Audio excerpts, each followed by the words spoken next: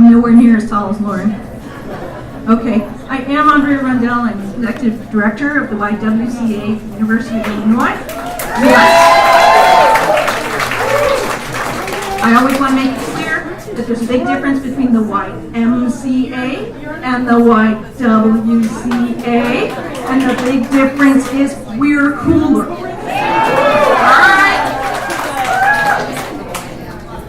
So, I'm going to be pretty quick about this. I was thinking about all of the things that I could say, and I was like, wow, I'm completely overwhelmed by all of the many, many things that I could say, but I'm going to start here.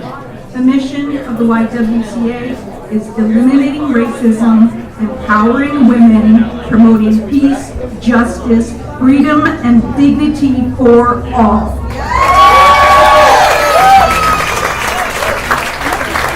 In a lot of ways, I kind of feel like that said it all. That's no speech. No, I've got more to say, but what I want to say is I felt like the YWCA is right here at the right place at the right time.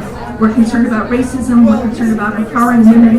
This march, these marches, all of them across the globe, right, are about empowering women to get out there and make sure that we are hearing, having our voices heard, that we are making an impact on this world.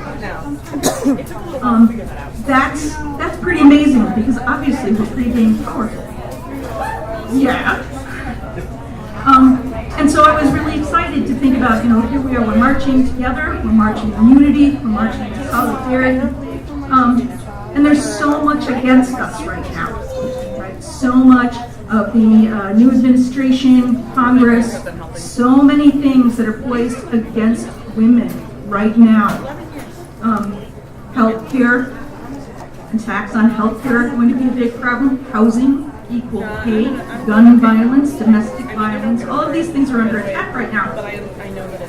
And those are all things that we as women need to get around. But the fact that I'm calling for unity, the fact that I'm calling for solidarity, the fact that this march is calling for solidarity, please do not mistake it. We cannot afford the luxury of believing that by unity or solidarity, we mean sameness.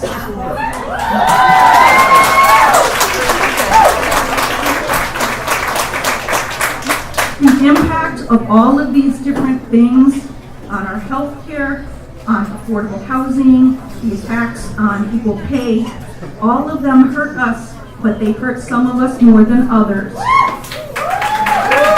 We need to recognize that. We need to stay on top of that. My experience is not the same as, for instance, Lucia's experience, who's going to come up here next and talk to you. Okay.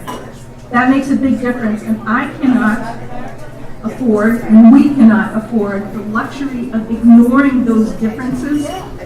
We cannot afford the luxury of dismissing marginalized voices. We cannot afford the luxury of claiming to be the speaker for all.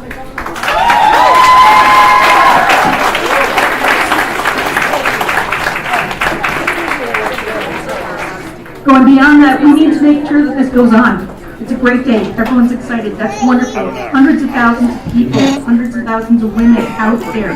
We need this energy. We need it to not go away when you go home today. We're going to need it for a long time.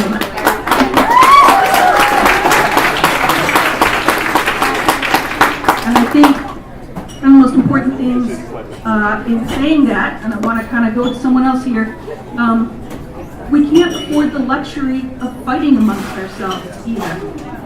We can't afford the luxury of doing our opposition's job for them by attacking one another. We totally need to understand that. When I was trying to figure out what to say, I kept coming across some really wonderful things that have been said by women of color about the march, about the future, and I wanted to share a couple with you really quickly. She Rose. Now is the time for you to be listening more, talking less, observing, taking in media and art created by people of color, researching, unlearning the things that you have been taught about this country. You should be reading our books and understanding the roots of racism and white supremacy, listening to our speeches, You should be drowning yourselves in our poetry. Now is the time that you should be exposed to more than just the horrors of this country, but also the beauty that has always existed within communities of color.